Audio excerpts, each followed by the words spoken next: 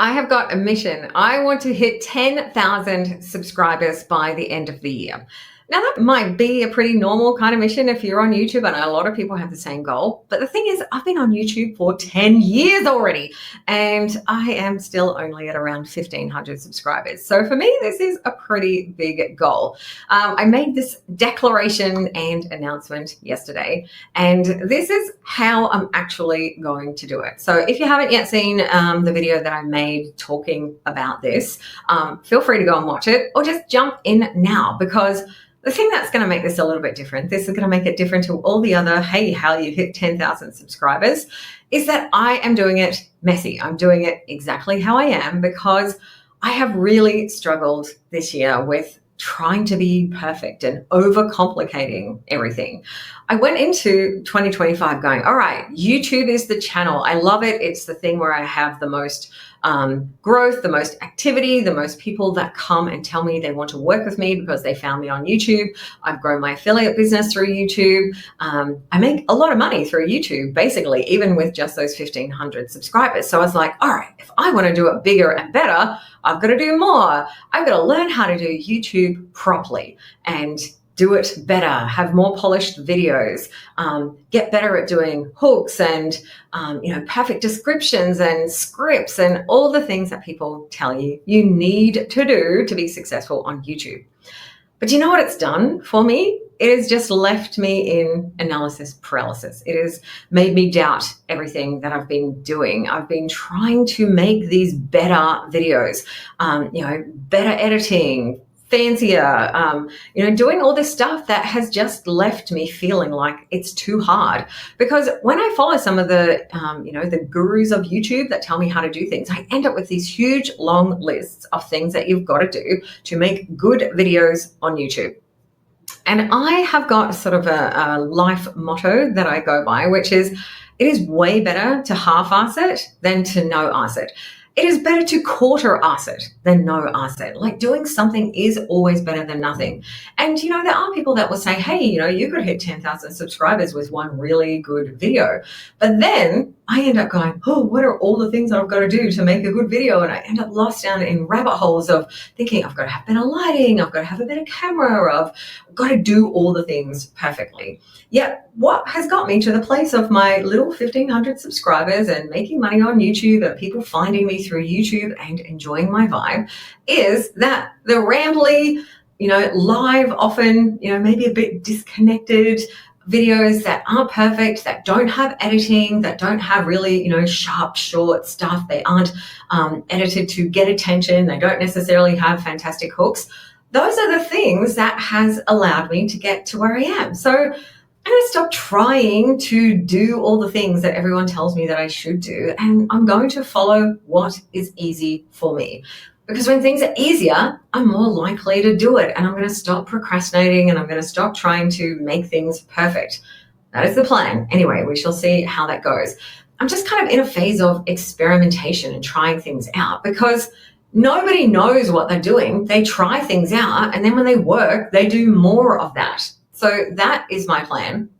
What I do maybe will be different to what you do. But I've set a challenge, because I have noticed one thing through this year. I've set a couple of challenges for myself through the year. When I do something publicly with accountability, it helps me stick to it. Maybe that's the same for you. I've created a little hashtag in case you're like, all right, Sue, you're inspiring me. I want to come along and do this with you too.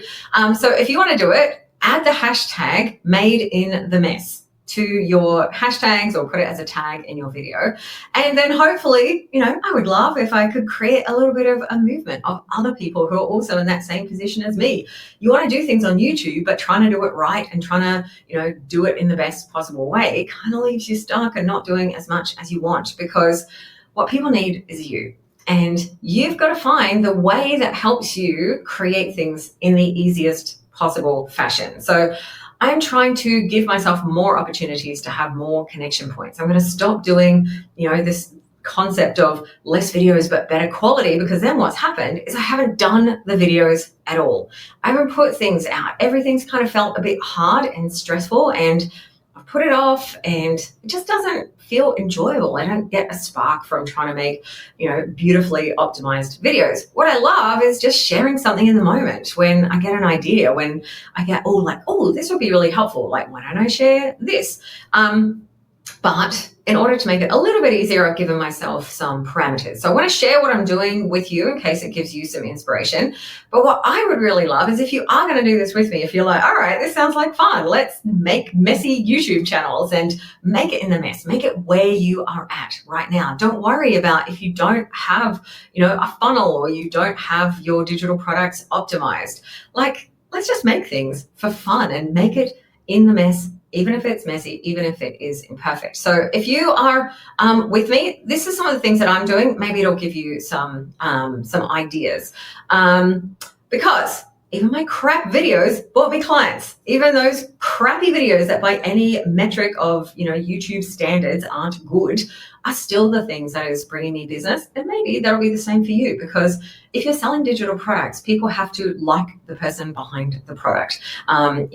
Show, don't tell, show the things that share with people and, build some connections. So what does not work for me is overcomplicated production processes. When I go to do checklists, man, I just avoid it. And I won't do it. I have tried outsourcing editing, which was helpful to a degree. It certainly helped me in some perspectives, but then I found that I ended up being the bottleneck to getting things done. And when I was able to just make a video where I just record it in one take, either like this as I'm doing now, or by taking my camera and walking around with it, which I'll tell you, freaking terrifying. Like, I nearly had an anxiety attack the first time I did it. But the more times I've done that, the more I'm starting to feel comfortable with that. So when I do that, that allows me to just create something, like I said, very minimal editing. I'm talking like 5 minutes or less of editing, so I could just get it out. And then when it's out, I'll stop worrying about it, because once it's out, I'll stop going, I probably should have added this bit, or that's really rambly there, and I stop kind of being overly critical, because it's done and I move on to the next thing.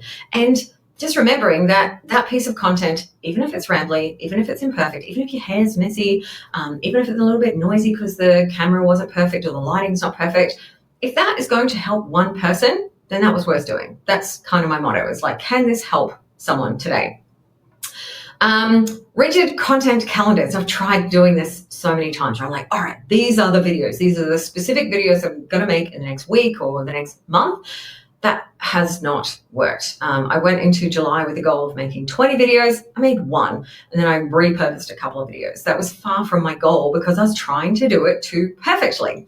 So what I have got is a bit of a system where I'm going to make videos that are more kind of off the cuff in the moment, but have a little bit of a framework.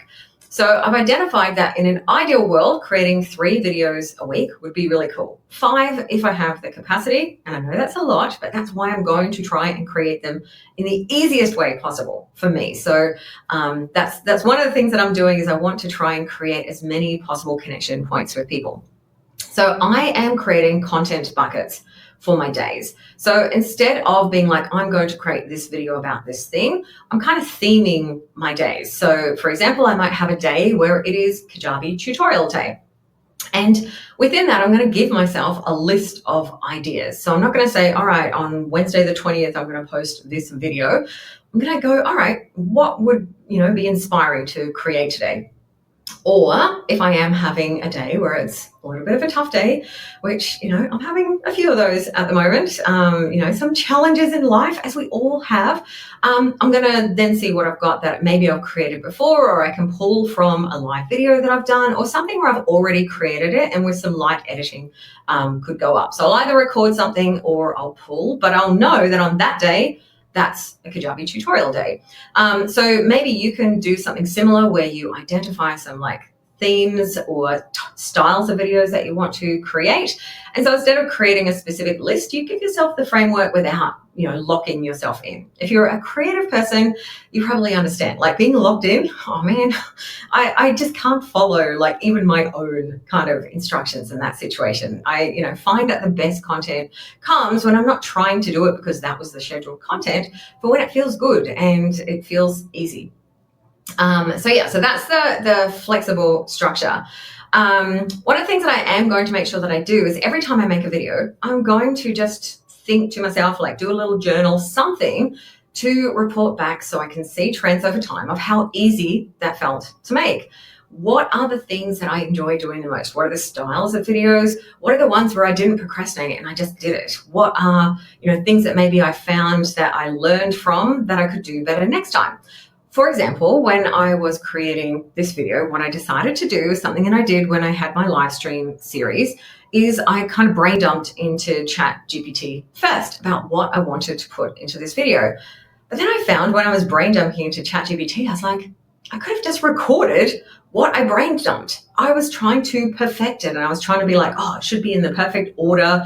Like if I had talking points, that would make it easier. I mean, yeah, it does a little bit, but if I just recorded that video, it would have been done 2 hours ago, and I wouldn't be here now recording it. It would already be out there, potentially already on YouTube and already helping me on my mission to get to 10,000 subscribers. So that's a little bit of information that I can use going forward. Maybe I will find that on days where, I'm tired, or if I record later in the day that it's harder, like I'm going to look for patterns to see how I can make things easier for myself.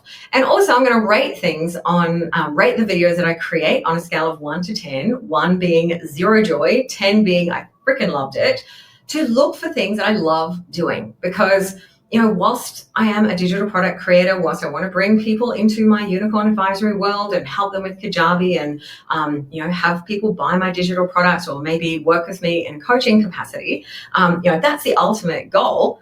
I want to do what I love. And if I just focus on doing the right type of content or, SEO content or anything like that, and I don't have the things that spark, then I'm probably going to procrastinate and I'm going to put it off. So I'm definitely going to rate those so I can look for the types of things that I really love and lean into that and do more of that and what feels easy. In terms of how to grow to 10,000, this is one of those things where, man, if I get there, I'm going to be freaking stoked. I don't know if I will or not. I don't know. Like some people hit 10,000 in a week. Some people like me, 10 years and you're at 1,500. It's more that is the thing to aim for. That gives me a reason for doing it. I've publicly said that I'm going to do it. I'm not an expert on how to get subscribers on YouTube. So I'm going to experiment. I'm going to play with things. I'm going to try stuff out. Maybe I'll do stuff that feels hard, like those walk and talk videos that I've been doing the last few months. I never in a million years would have done that. I had my fancy camera for over a year with the intention of making those videos, and I didn't do it. And it wasn't until I started doing it and I got over that initial scary hump that now that feels more okay. So I want to try more things like that to get myself out of my comfort zone and maybe try something new and different and see if that resonates and look for clues in the creation. It's another reason why I want to do more content rather than trying to create maybe better content, because I think that you learn A, what you like doing, but B, what resonates. And you might find that a particular style of videos or something that you're doing really, resonates with people, and you get more watch time, or you get, more people that subscribe from that type of video. So looking for clues.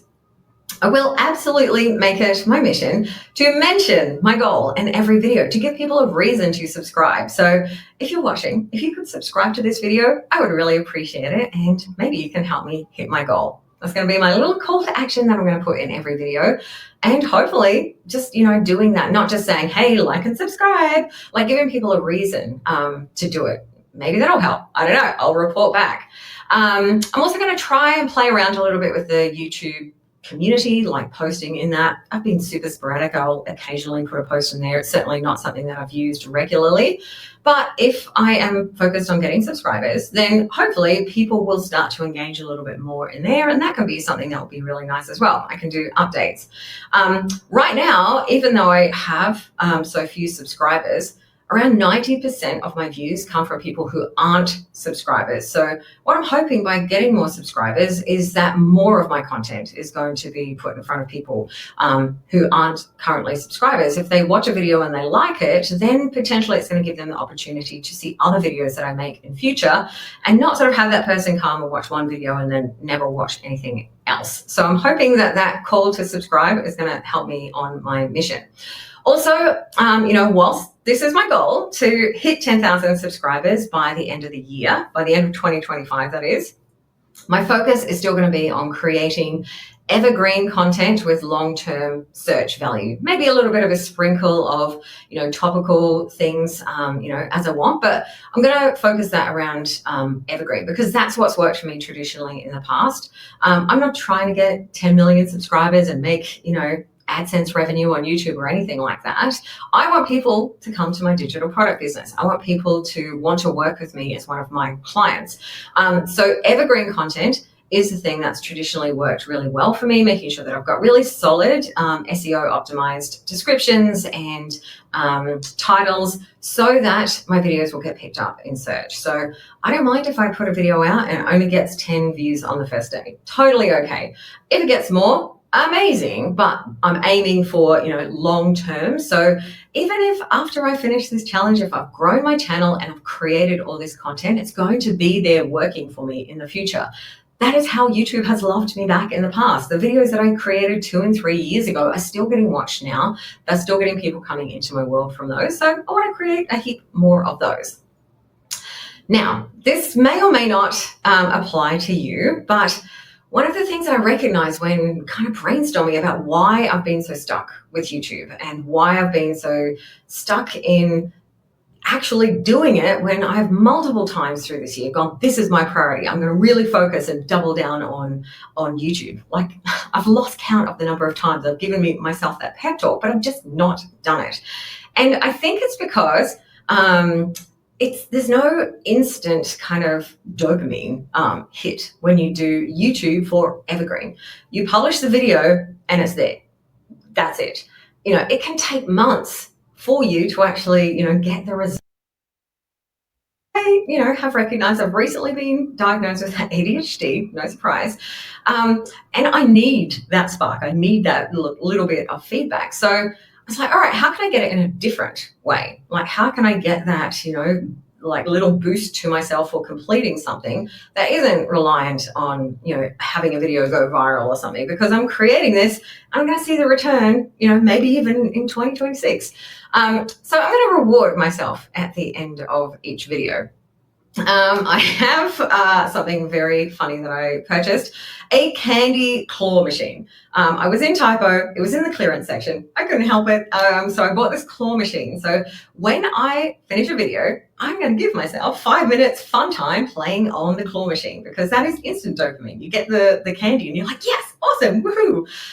So it helps sort of feed things in a different way. And again, if you are someone that struggles with the same thing, share, please, what you are doing, because, I think things that we can do to help give ourselves these little rewards, like ticking off that I've done it, wasn't a motivation enough.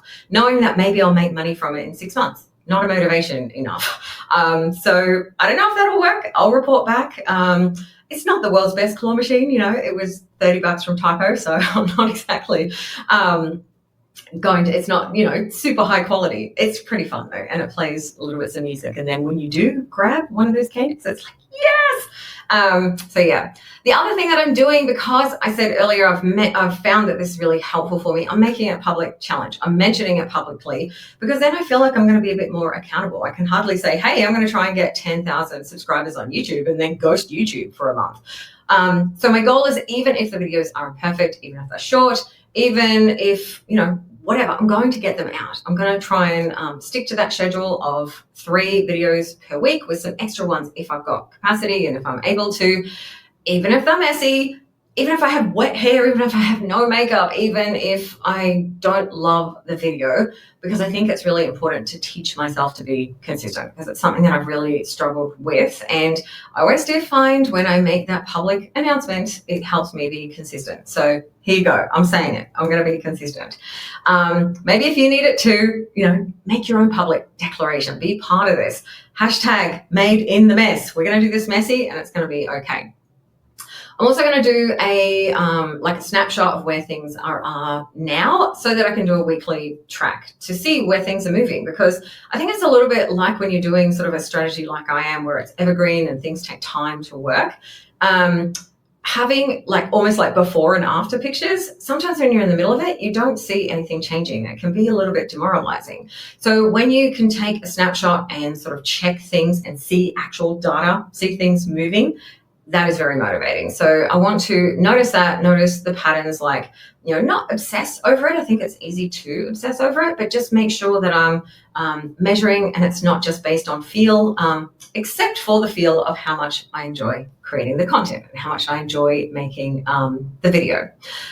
So that is what I'm doing. That is my plan. I'm going to report back. This is my first week's report. So it's just over 4 months until the end of the year. I'm going to see what happens. Hopefully, this might inspire you to do something similar too.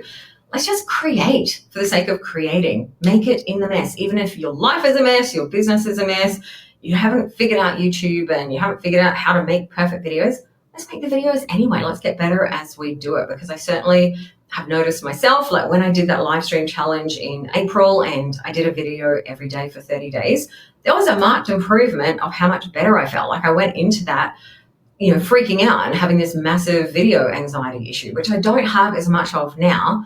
And I especially don't have it when I'm talking about something that I love and I feel passionate about, and it's fun, has a bit of spark. So I want to look for the sparks as well. So I encourage you to do the same. So yeah, if you've stalled on YouTube and you want to try this messy, imperfect, but awesome approach with me, hashtag made in the mess, so we can follow along and experiment each other together. And if you haven't yet, go and subscribe. Would appreciate it.